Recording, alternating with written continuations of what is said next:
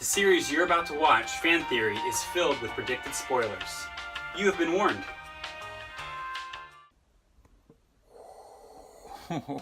I don't even want to spoil this.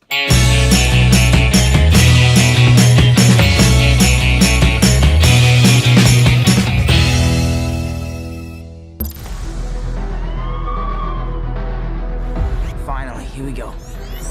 Good evening, Peter. Whoa! You have 576 possible web shooter combinations. That is awesome. I am so beyond excited about Spider-Man. It is my absolute favorite character, superhero franchise, you name it. Freaking love Spider-Man. Let's get to it. Tony Stark / Iron Man is huge in this movie. Where's our next retreat? What, next mission? We'll call you. Good old Happy Hogan is back. Anytime there's Tony, there's usually Happy. He's handling much of Tony's business affairs. And Adrian Toomes, aka the Vulture, played by the great Michael Keaton. The rich and the powerful, they don't care about us. We have to pick up after them. We have to eat their table scraps. He has a vendetta against the Avengers. Tony Stark especially. 8 years without any trouble from those bozos up in Stark Tower. I think he is doing what Tony does in some ways. In many ways, he's just like Tony in the sense he cares about his family. I want you to understand. I'll do anything to protect my family. He's kind of an antagonist for both Tony Stark and Peter Parker. If you've watched any of the Spider-Man movies before, you know that it's a bad sign to have multiple villains. Let's go catch a spider. The fans do not care for it. But no worries, because it's all a cohesive team. Oh God, this feels so strange.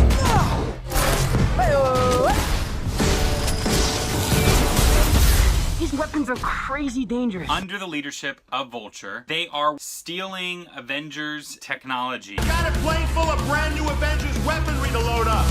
We're gonna put them out of business.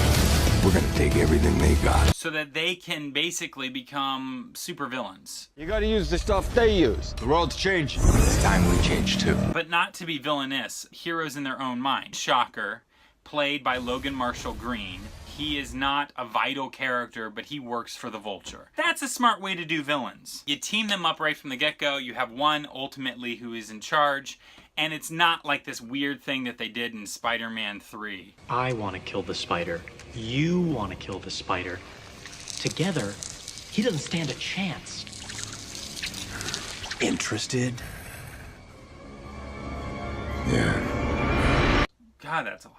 So yeah, these guys are all part of the team, as well as Phineas Mason, also known as the Tinkerer, played by Michael Chernus. Let's dive into what this movie is ultimately going to be. A coming-of-age movie. Peter, high school, and dealing with the trials and tribulations of what it's like to be a young teenage boy. Peter's best friend Ned Leeds, played by Jacob Batalon, is also an uber nerd. He loves science, he loves all the things that Peter's into.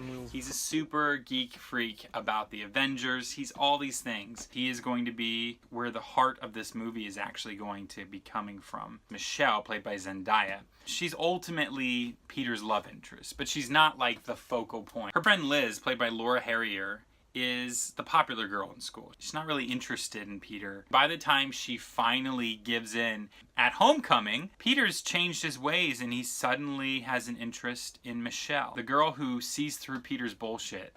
You guys are losers. Every Marvel movie has a Stan Lee cameo. In this one, he is going to be hanging out with DJ Khaled in a convenience store. Donald Glover's character doesn't have a name anywhere online, and Marvel's doing that on purpose. He's this smart science kid who the Vulture's team is working with to enhance their technologies. He understands where the Vulture's coming from. However, his character will turn on the Vulture once he realizes what direction the Vulture is ultimately taking it. I don't think he's a bad guy. And now it's time for a story breakdown. Let's start with Peter. He's in high school, but he's also Spider-Man. He's into Liz. Liz is not into him. Michelle makes fun of him. His Aunt May tells him to get a chin up. His best friend is Ned. He gets antsy and he stops bank robbers who happen to work for Vulture.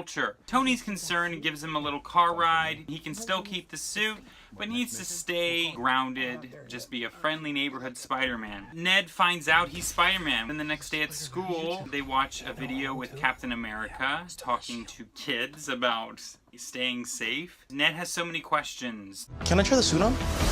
They next go on a field trip to Washington, D.C., and the Vulture attacks. The Vulture is after something there. This is the first time that Vulture and Spider-Man interact with each other. Spider-Man saves everyone. Peter goes to Stark Industries. He talks about what happened. Stark says, "It's okay. Let the professionals handle this. You're just a kid. Don't worry about this. Forget the flying monster guy." While we're at Stark Industries, we see Tony working on some secret project for Avengers Infinity War. The Vulture and his team are working on something, and they come to the conclusion that Spider-Man is behind all of their problems. This little bastard in red tights shows up.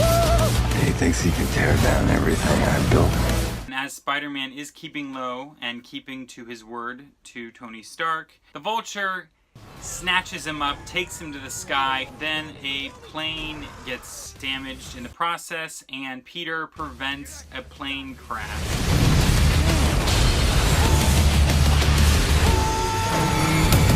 Peter is confident. He feels good about what he's done. So he directly approaches Liz and just says straight up to her how he feels, and she agrees to go to homecoming with him. There's a ferry attack. It was almost a failure where it cracks in two, but Iron Man shows up because GPS in Peter's suit. He's so disappointed in Peter that he takes his suit back. And he's like, if you can't be a superhero without this, you're not. Peter is Spider-Man no more? And then he's like, you know what? I don't need this suit. I used to be Spider-Man before I had this suit. So he goes out in his original suit with the little goggles. He confronts the Vulture, and he thinks he's taken care of it. Homecoming. Liz finally kisses Peter. Michelle sees it and is really upset. Spider-Man finally does the final battle with the Vulture at his high school. He gets his ass handed to him in his original suit. Shocker. Peter takes down the Vulture, returns to the dance, and Liz is into Peter. But Peter is deep down really interested in Michelle because he had no idea Michelle felt that way for him, because he had no idea he felt that way for Michelle, and la-di-da, things are good. Ned and him rekindle their friendship. He somehow does something that redeems himself to Tony, and we live happily ever after. That's my fan theory. What's yours?